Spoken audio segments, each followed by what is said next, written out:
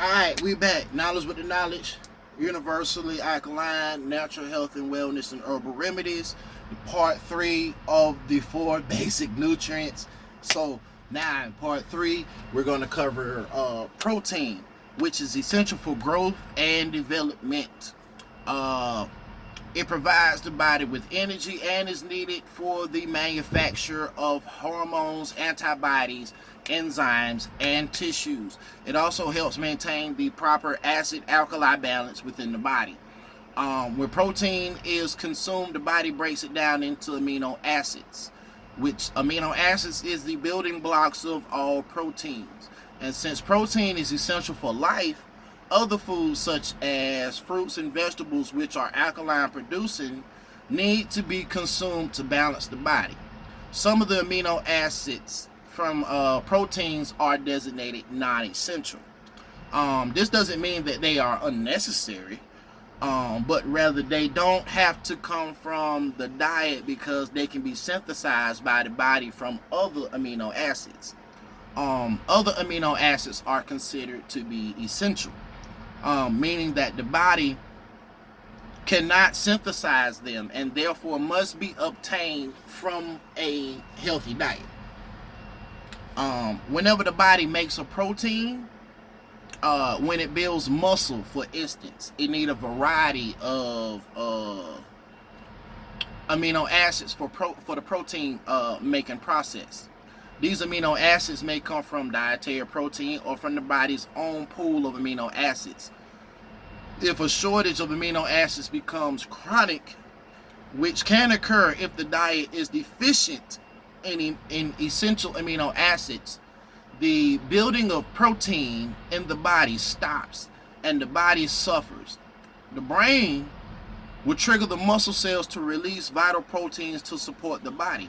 However, in extreme cases, some patients develop cachemia, which presents as weight loss, muscle atrophy, and severe fatigue can result from poor dietary protein intake.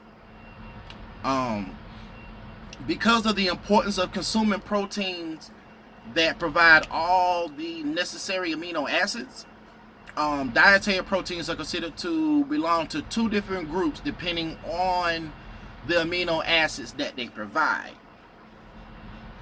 You got your complex proteins, which constitute the first group, and they contain ample amounts of all essential amino acids.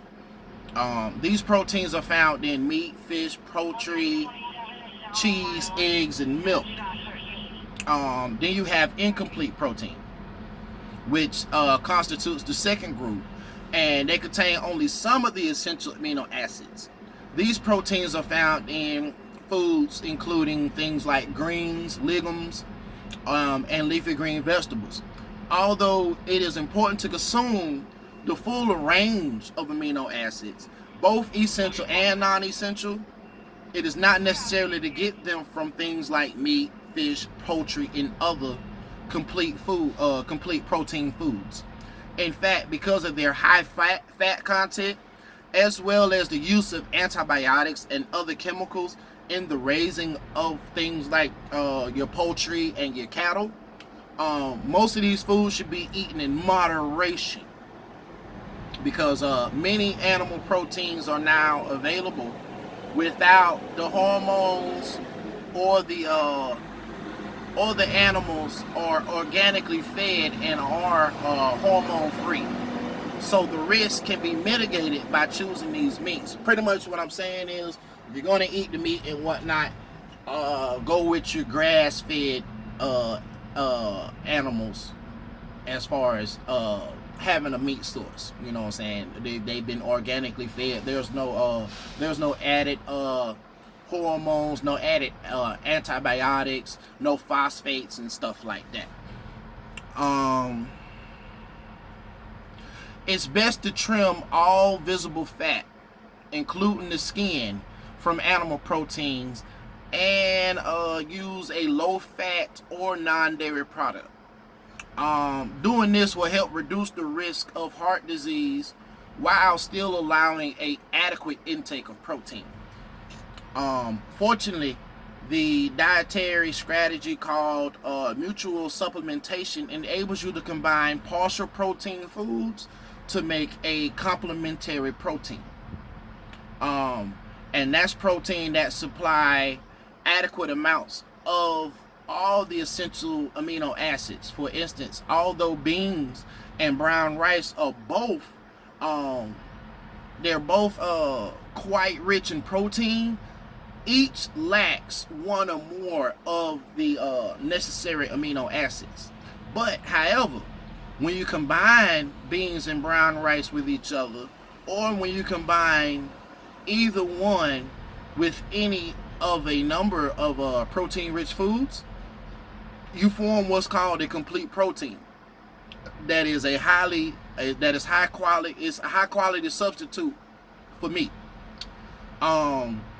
To make a complete protein, combine beans with like any of the following. Like you combine beans with brown rice, you combine it with corn, you can combine your beans with nuts, you can combine it with seeds, wheat, or you can take your brown rice, or I would say your wild rice, because it's more natural than brown rice, and you can combine it with beans and with nuts and with seeds. It's been a recent research indicates that it is possible to adequately meet your essential amino acid needs by eating an assortment of protein containing foods over the course of the day, and that there may be no need to combine proteins in one meal. The problem is that many Americans eat too much protein, especially in just one sitting, largely as a result of a diet high in meat and dairy products. Protein synthesis, which is the manufacturing of new proteins for the body, it works best when the protein is consumed on a regular basis throughout the day and not in one huge chunk in the day. However, if you reduce the amount of meats and dairy foods in your diet, you should make sure to get 50 to 60 grams of protein per day. To make sure that you're getting enough variety of amino acids in your diet, add protein-rich foods to your meals and snacks as often as possible. You can eat bread with nut butters, for instance, or you can add nuts and seeds to your salads and to like your vegetable casseroles.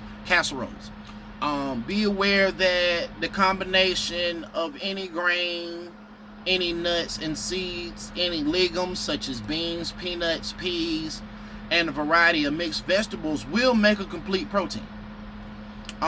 In addition, cornmeal fortified with the amino acid L-lysine makes a complete protein.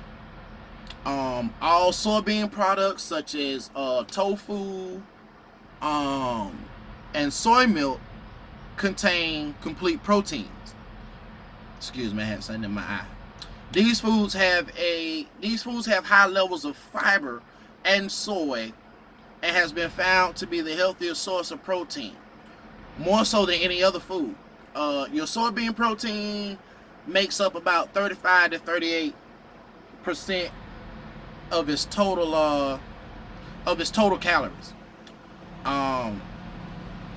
Offers all 8 essential amino acids and is high in vitamin B6.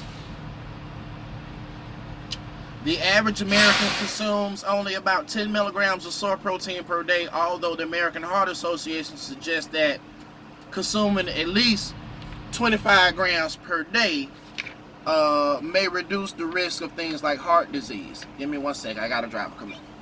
What's up, driver? Hey, boss, how you doing? I'm alright, how about you? Alright, the lady said you set this trailer here at 169. I'm in your spot, huh? Alright.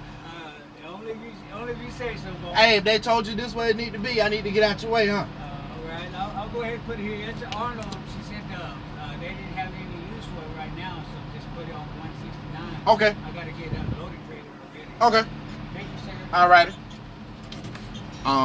Alright, people. Also available in health food stores is tofu, soy oil, soy flour, soy-based meat substitute, soy cheese, and many other soy products that are helpful healthful ways to complete the meatless diet if you're gonna go meatless. Fermented soy products such as miso, tempeh, fermented tofu, and soy milk are now widely available and loaded with isoflavones, which are immediately bioavailable and have more genistein, which is soy isoflavones, and nutrients than regular soy itself. They also fit in with the Asian dietary practices if you go that route.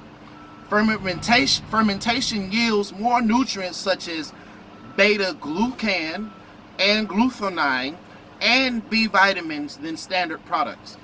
Your low-fat yogurt is the only animal-derived complete protein source recommended for frequent use in the diet. Full-fat yogurt is loaded with saturated fats and should be avoided or used as a treat. Yogurt is made from milk that is curdled by bacteria. It contains Lactobacillus acidophilus and other friendly bacteria needed for the digestion of foods and the prevention of many disorders, including candidiasis. Yogurt is also a good source of calcium and other essential nutrients. Some yogurts have other healthy bacterial strains added to them. Don't buy sweetened flavored yogurts that are sold in supermarkets. These products have added sugar and often preservatives. Instead, if you're gonna go with yogurt, purchase unsweetened yogurt from like the health food store, or make it yourself and sweeten it with fruit juices and other wholesome ingredients. Yogurt makers are relatively inexpensive and easy to use and are available in more health stores. This is part 3. Part 4 is going to be facts. Give me 1 second. I got to move over so a driver can get in, and I'm going to get back with y'all with part 4.